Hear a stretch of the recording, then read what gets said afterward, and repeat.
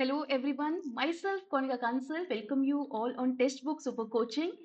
So yes guys, आज हम जो डिस्कशन करने जा रहे हैं that is regarding the कि what are the top 5 job opportunities अगर आपका नेट क्लियर हो जाता है, ठीक है जी। सभी को पता है कि नेट क्लियर करने के बाद you have the best opportunity, वो है जी असिस्टेंट प्रोफेसर यानी कि एक लेक्चरर बनना।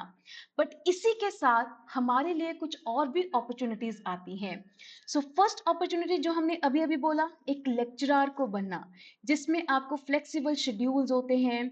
आप अपने एक स्पेसिफिक फील्ड की एक आपको स्पेसिफिक नॉलेज होती है जो आप स्टूडेंट्स को प्रोवाइड करते हैं, और आप इसमें एज अ स्टूडेंट जो आने वाली जनरेशन है उनको एक एज अ मेंटोर उनको गाइड कर सकते हैं, जो कि बहुत अच्छी चीज है ना।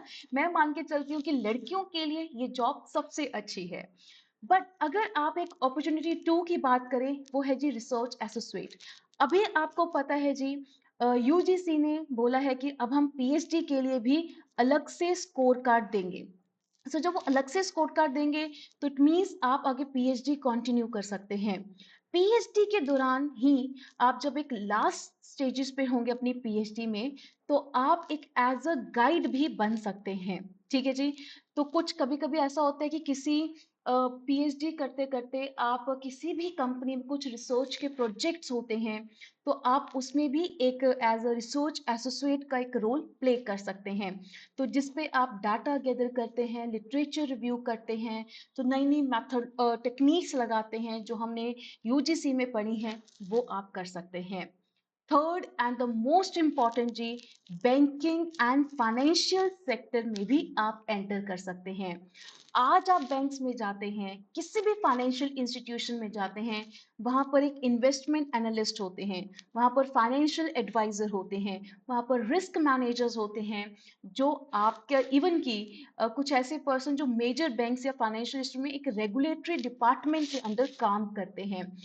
इसमें सिस्टम बहुत बड़ा होता है, तो आप इस सिस्टम का भी पार्ट बन सकते हैं अगर आपका नेट क्लियर है, आपकी एक स्पेसिफिक लाइन में एक पीएचडी चल रही है, तो आप अपने बैंक में भी एक इन्वेस्टमेंट एनालिस्ट के लिए अप्लाई कर सकते हैं।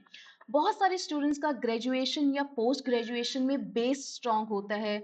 आपने अकाउंट्स, फाइनेंस, या किसी ने पोस्ट ग्रेजुएशन में स्पेसिफिक एमकॉम इन फाइनेंस करी होती है या एमबीए इन फाइनेंस करी होती है।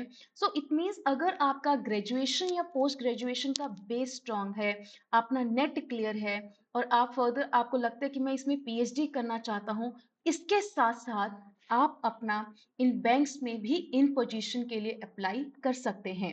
इससे आपकी एक्सपर्टीज जो फाइनेंशियल एनालिसिस एंड रिपोर्टिंग करनी पड़ेगी, आपकी इन्वेस्टमेंट स्ट्रेटेजी एंड फाइनेंशियल में इसकी बहुत अच्छे से अंडरस्टैंडिंग होनी चाहिए है, एंड आपको बैंकिंग रेगुलेशन की नॉलेज होगी, तभी आप उनको एक एनालिस्ट अच्छे से बन सकते हैं, ठीक है जी। और अपॉर्चुनिटी फोर आपके लिए क्या है?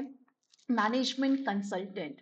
आज आप देख रहे हैं कि हर एक बड़ी बड़ी कॉरपोरेशंस हो या स्मॉल ऑर्गेनाइजेशंस क्यों ना हो, उनमें एक कंसल्टेंट पर्सन जरूर रखा जाता है, जो डिफरेंट डिफरेंट कंपनीज को अप्रोच करता है, जो डिफरेंट डिफरेंट इंडिविजुअल्स को अप्रोच करता है कि उनको हम एक कंसल्टेंसी फी पे करते हैं। वो कंसल्टेंसी फी बहुत अच्छी होती है, लाइक 90 1 लाख 10 के अराउंड वो कंसल्टेंसी फी पे करी जाती है।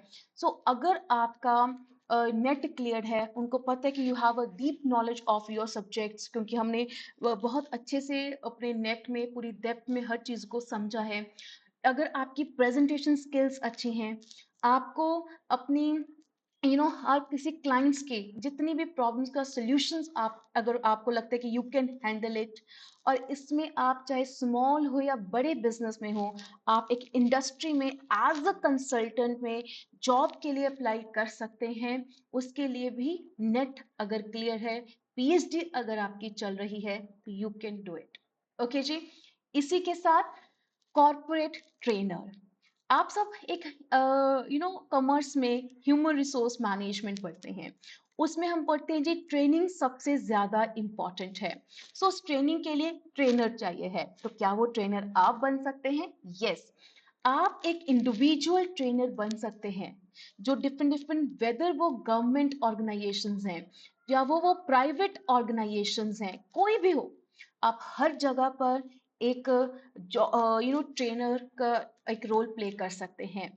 ट्रेनर में एक क्या होता है कि ज्यादातर वो थ्योरीज को टीच करना होता है, आप एक ऑफलाइन गाइडेंस देते हैं। तो वो सारी चीजें आपने ऑलरेडी नेट में पढ़ी हुई है, आपने पोस्ट ग्रेजुएशन में पढ़ी हुई है। नेट क्लियर करने से आपका एक जब आप एक एंटर करते हैं स्टार्टिंग में फी कम होगी एज अ ट्रेनर, बट अगर आपका एक्सपीरियंस बढ़ता जाएगा ट्रेनर की फीस बढ़ती जाएगी। और सबसे बड़ी बात, अगर आपका नेट भी क्लियर है तो आप एक इंडिविजुअल किसी कॉर्पोरेट सेक्टर में या किसी भी इंस्टीट्यूशंस में या किसी भी कॉलेज में आप उनको गाइडेंस दे सकते हैं।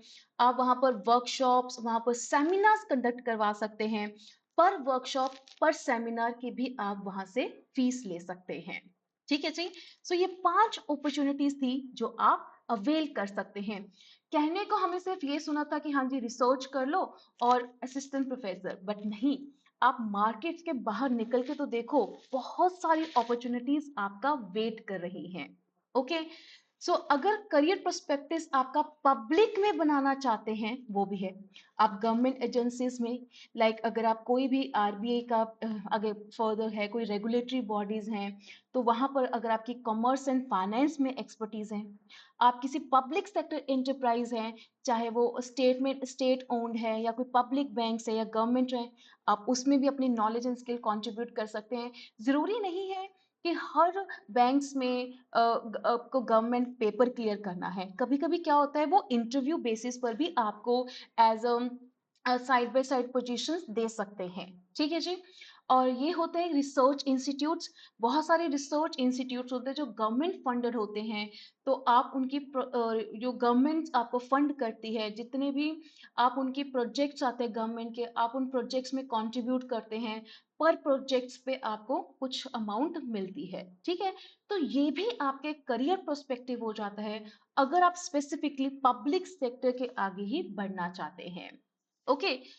सो इसी के साथ इन द एंड मैं आपको यही बोलूंगी कि अगर आप यूजीसी नेट क्लियर कर लेते हैं, उसके एडवांटेज यही है कि आपको एक प्रॉपर लेक्चरशिप एलिजिबल हो जाओगे, आप एक पीएचडी अपॉर्चुनिटी मिलेगी, आप एक नई जॉब मार्केट पे, आजकल का जो कॉम्पिटेटिव एज है, जो आपका एक एक्सीलेंस है, जो आपकी क्रिटिकल थिंकिंग है, आप उसमें अपने आप को एक बेटर अपनी जॉब प्रोफाइल बना सकते हैं।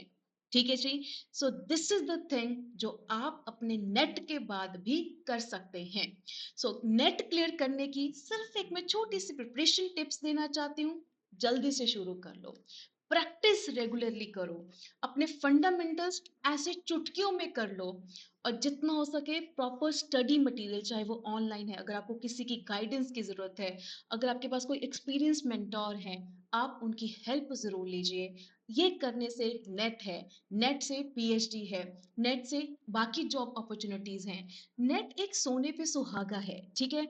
जैसे एक हम बिलीव करते हैं कि ना से बराबर नेट है ना, तो मार्केट में कहीं ना कहीं आप कुछ ना कुछ तो कर ही लोगे। तो वही चीज है। तो आप कॉर्पोरेट सेक्टर में जाना चाहते हैं, जा सकते हैं। पीएचडी के बाद भी आप कॉर्पोरेट सेक्टर में जा सकते हैं। सिर्फ टीचिंग में नहीं, बाकियों में भी आप एंटर कर सकते हैं। ठीक है जी। बस मैं आपके लिए इतना ही आपको कहना चाहती थी कि यूजीसी नेट का स्कोप बहुत बड़ा है, सिर्फ इतना सा नहीं है। ठीक है जी। सो या this is the whole about the today's session. I hope you enjoyed this session.